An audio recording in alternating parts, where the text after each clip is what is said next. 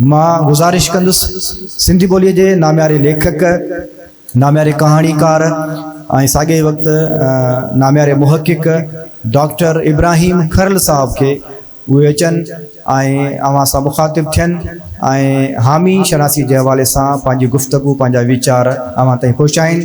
Doctor Ibrahim खरल साहब अवां जे भरपूर ताड़ियुनि में, उन खां पोइ असां डॉक्टर मखमूद साहब खे ॿुधंदासीं। साईं मानवारा साईं असांजा चंद मिंट तव्हां खां वठंदुसि। मुंहिंजे हिन पेपर जो उनवान आहे हामीअ जी शाइरीअ में इंसानी क़दुरु। फ़क़ति अहले ज़मीन शाह अर्श वारनि खां बुलंद आहियूं। फ़क़ति अहले ज़मीन शाह अर्श वारनि खां बुलंद आहियूं। अड़े इंसान तूं इंसान जो किरदारु पैदा कर। हामी इंसान खे इंसान वारो किरदारु अदा करण जी तलक़ीन करे थो। हूअं बि शाइरी समाज में सुधारे ऐं माण्हुनि जी इस्लाह करण वारे पासे खे अबिलियत ऐं अहमियत ॾिए थी त बहितर आहे, छो त अॼोको इंटरनेट जो दौरु ऐं इलेक्ट्रॉनिक मीडिया वारो दौरु असांखां पंहिंजा क़दुर वैल्यूज़ खसे चुको आहे। इख़्लाक़ात जो मज़मून हाणे हिंदू, कोड, भील ऐं शेड्यूल कास्ट वारनि माण्हुनि लाइ मख़सूस कयो वियो आहे। उन जी जाइ ते असांजी इस्लामियात रखी वई आहे, जंहिंमें मुस्लमानी मुहबत जूं सभई हदूं ओरांगे रही आहे। मज़हब जे नाले ते अॼु जो इंसान छा करे रहियो आहे, जंहिं मज़हब लाइ हामी चई वियो हो त कंहिंसां बि काइनात में कुल्फ़त नथा रखूं। मज़हब असांजो आहे मुहबत ख़ुदा गवाह। ॿिया ॿियनि चयो अथई त फितनो ॾिसी फिज़ा में त गोशो करे गुज़ार, कंहिंखे न ॾे सलाम न कंहिंजो सलाम वठि। हामी जी शाइरीअ जो लहजो ऐं हामी जी शाइरीअ जो पैगाम पंहिंजो आहे। हामी मुआशरे जी इस्लाह ख़ातिर अहिड़ा गुर ऐं अहिड़ियूं सलाहूं पंहिंजी शाइरी में बयानु करे वियो आहे जो इन मां समाज जे सुधार जी वाट मिले थी। जीअं हिन शेर में आहे त काइर थी कंहिंजी का बि कॾहिं की न वठि पनाह। काइर थी कंहिंजी का बि कॾहिं की न वठि पनाह, थी पंहिंजो पाण मर्द या मर्दनि जी साम वठि।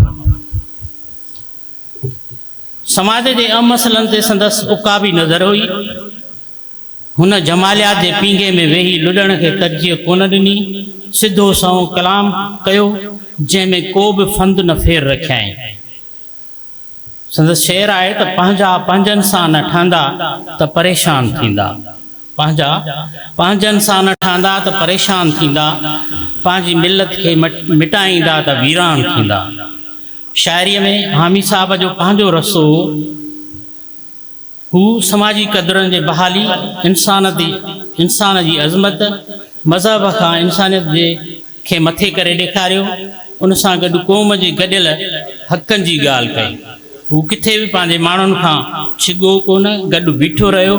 जिन गद्दारी कई उन्हनि खे इन वॾे वाक़े चई ॾिनो त इंसान जी अज़मत खे सचो सम्झूं था, हर कंहिंखे असां साफ़ सुठो सम्झूं था, पर देश जो दुश्मन जो थिए थो हामी, उन कुड़म जे वेरीअ खे कुतो सम्झूं था। हामी आला इंसानी क़दुरनि जो शाइर हो, जंहिं अहिड़ा ई औरच ख़्याल पंहिंजी शाइरीअ वसीले माण्हुनि ताईं पहुचाया। अफ़सोस जो राज़न थो सॾाए रहबर, हिजाज ज़माने जो करे थो टर टर, वेसा भला उन ते कजे छा जेको क़ुरान पढ़ी कूड़ हणे थो हर हर। हिनखे थोरो मुख़्तसर मां कयां थो त हामी साहब जी शाइरीअ में जेका तंज़ जी चूंडी मौजूदु आहे, उहा ज़मीर सुतल इंसान खे जॻाए थी विझे। निदामत जे बीठल दुबे में पथरीअ जो कमु करे थी, छो त हामी जो बयानु रिवायती बयानु कोन्हे। संदसि लफ़्ज़नि में लेखा चोखा बराबरि थियल आहिनि। हुन गद्दार खे निर्वार कयो आहे, मुनाफ़िक़ जो वसफ़ूं बयानु कयूं आहिनि, दगाबाज़ जे मकारीअ खे ज़ाहिर कयो आहे। हामी ज़िंदगीअ जो शाइर हो। ज़िंदगी जेका ख़ूबसूरत आहे त बेबकाब आहे ऐं बेवफ़ा बि आहे। तॾहिं त हामी चवे थो त न करनाद एॾो जवानीअ ते जानी, ही काग़ज़ जी ॿेड़ी इजो थी रवानी।